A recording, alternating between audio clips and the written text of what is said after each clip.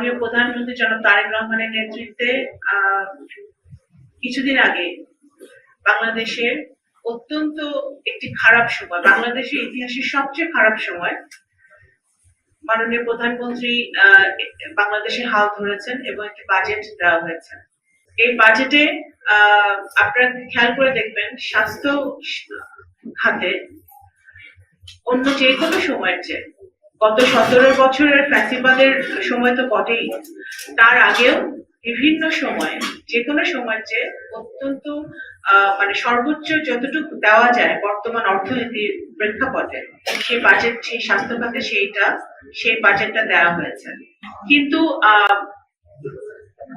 মাননীয় প্রধানমন্ত্রী উনি ওনার দায়িত্ব নেবার পরে আপনারা খেয়াল করবেন যে উনি সব সেক্টরে একদিকে যেরকম মৃত ব্যয়িতা উনি চেষ্টা করছেন, সাশ্রয় করার চেষ্টা করছেন, কারণ আমরা আনফরচুনেটলি একটা ভঙ্গুর অর্থনীতি, একটা ব্রোকেন ইকোনমি এবং একটি আমরা ইনহেরিট করেছি গত সরকারের থেকে। সুতরাং আমাদের এই ভঙ্গুর অর্থনীতিতে স্বাস্থ্য সেবা এবং স্বাস্থ্য খাতে সর্বোচ্চ পরিমাণে কিভাবে আমরা কন্ট্রিবিউট করতে পারি সেটা আমাদের সবার জন্য একটা চ্যালেঞ্জ। সবচেয়ে বড় কথা হচ্ছে একটি স্বাস্থ্য সেবা বা একটি হসপিটাল আমরা মানুষ কেন করে, at the end of the day আমরা চাই আমাদের রোগীদেরকে সেবা দেওয়ার জন্য।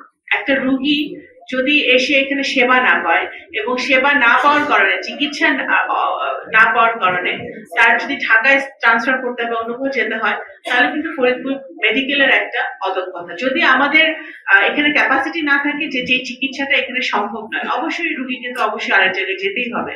আমাদের ফরিদপুর মেডিকেলের অবশ্যই বাজেটের সমস্যা আছে, সারা বাংলাদেশে বাজেটের সমস্যা আছে।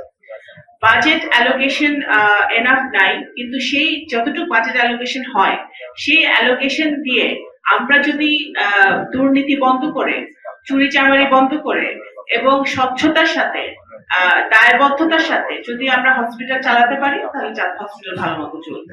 এখানে একটি রাজনৈতিক দল এখন সরকারে আছে, কিন্তু বিগত দিনের মতো কোন রাজনৈতিক দলের প্রভাব খাটিয়ে কেউ যাতে হসপিটালে কোনো অনৈতিক সুবিধা নিতে না পারে, সেটা আমি আমার পক্ষ থেকে 100% নিশ্চিত করবো।